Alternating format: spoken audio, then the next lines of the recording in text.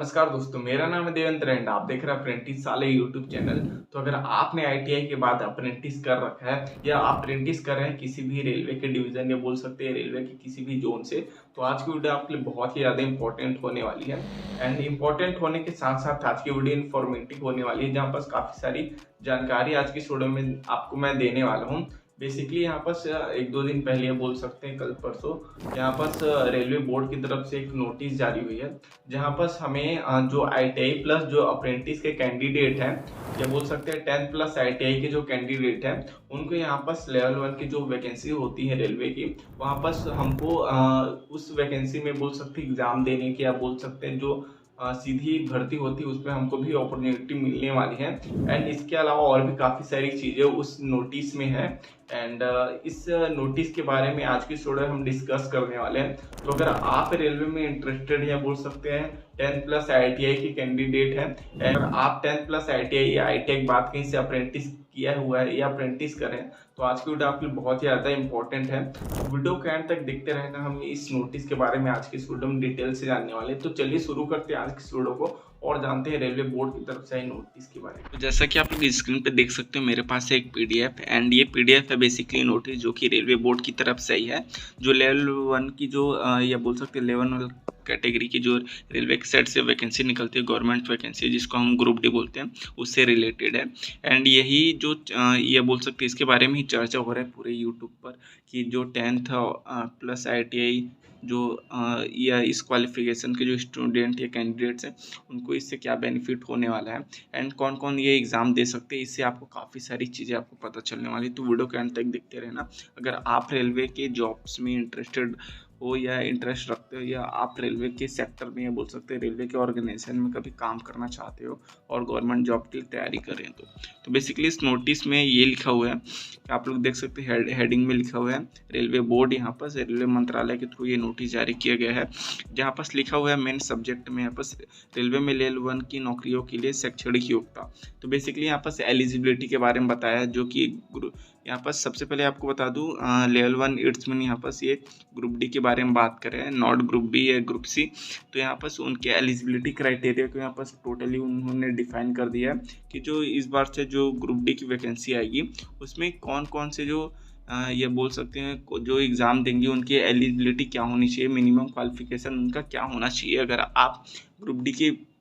Vacancy के लिए या बोल सकते हैं ग्रुप डी में आप यहाँ पर फॉर्म भरना चाहते हैं, तो यहाँ पर सबसे पहला यहाँ पर टोटल आपको 3 पैराग्राफ मिलेंगे। एंड यहाँ पर सबसे पहला ग्राफ में लिखा हुआ है रेलवे में civil engineering, mechanical, electrical and signal and telecom विभागों तथा कैटरिंग प्रभाग में पे मैट्रिक्स के लेवल 1 में कर्मचारियों की सीधी भर्ती के लिए निर्धारित शैक्षणिक योग्यता। यहाँ पर ये सभी उन्होंने बात कर दिया डिपार्टमेंट की। एंड इसके बाद जो लाइन है वहाँ पर मैं आपको बताता हूँ वहाँ पर उन्होंने लिखा क्या है। यहाँ से जो टोटल यहाँ पर लिखा है शैक्षणिक योग्यता, तो शैक्षणिक योग्यता इट्स मीन जो एजुकेशनल क्वालिफिकेशन को कहा जाता है। तो educational qualification national council for vocational training it's mean यहाँ पर उन्होंने बताया एनसीवीटी द्वारा प्रदत्त जो यहाँ पर नेशनल अप्रेंटिस सर्टिफिकेट। यहाँ पर उन्होंने बात की है नेशनल अप्रेंटिस जो एनएससी का जो अप्रेंटिस करने के बाद रेलवे से अगर आप अप्रेंटिस करते हैं जो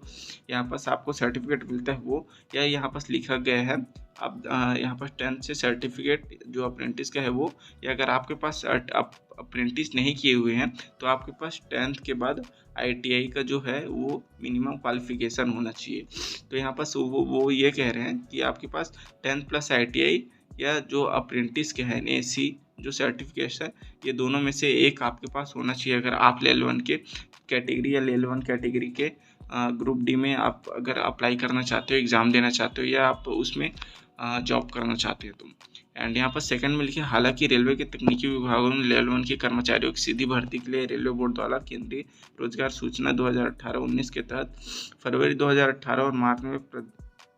प्रकाशित जो 18-19 में यहाँ पर टोटल जो बोल सकते हैं दोस्तों वैकेंसी आई थी उसके बारे में बात कर रहे हैं। नेशनल काउंसिल द्वारा प्रदत्त नेशनल अप्रेंटिस को समक्ष रखा गया था। तो उस टाइम पे जो अप्रेंटिस वाले जो कैंडिडेट थे उनके लिए ऐसा कुछ अलग सा कैटेगरी नहीं बनाया गया था, वो उसके बारे में बता रहे हैं। बट इस बार अगर वैकेंसी आएगी तो अप्रेंटिसशिप वालों के लिए अलग यहाँ पास कैटेगरी बनेगी एंड सिर्फ जो ITI की है उनके लिए अलग कैटेगरी की, वो सारी चीज़ें उन्होंने इसमें डिफाइन किया हुआ है। और साथ ही साथ यहाँ पर अगर आप तीसरे जो PDF में या तीसरे दूसरा पैराग्राफ है, उसमें अगर आप देखते हैं तो लिखा है जनसाधारण को सूचित किया जाता है कि न्यूनतम शैक्षणिक योग्यता में यह छूट केवल एक विशेष व्यवस्था थी तथा केंद्रीय रोजगार सूचना 2018-19 के तहत हो रही भर्तियों के लिए ही है। मतलब ये जो भी उन्होंने बताया वो अभी अब से स्टार्ट हो जाएगा रेलवे में तकनीकी विभागों यानी सिविल इंजीनियरिंग जो भी है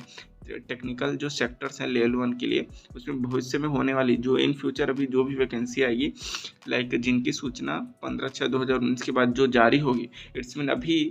जो भी जारी होगी उसके लिए न्यूनतम शैक्षणिक योग्यता it's mean educational qualification national apprentice certificate होना चाहिए, आपके पास 10th के साथ ITI होना चाहिए। एंड इसके बिना आप ग्रुप डी की जो वैकेंसी उसमें आप अप्लाई नहीं कर सकते, उसमें आप फॉर्म नहीं भर सकते, यही आपकी एलिजिबल क्वालिफिकेशन है। इसके अलावा आपको कोई और अदर इन्फॉर्मेशन के बारे में नहीं बताया गया है। तो इससे ITI और जो बोल सकते हैं नेशनल अप्रेंटिस सर्टिफिकेट के जो बोल सकते हैं अप्रेंटिस कैंडिडेट है जिन्होंने ऑलरेडी कंप्लीट कर लिए उनके लिए एक बेनिफिट होता है। एंड बाकी आज की स्टोरी में इतनी थी, यही इन्फॉर्मेशन थी।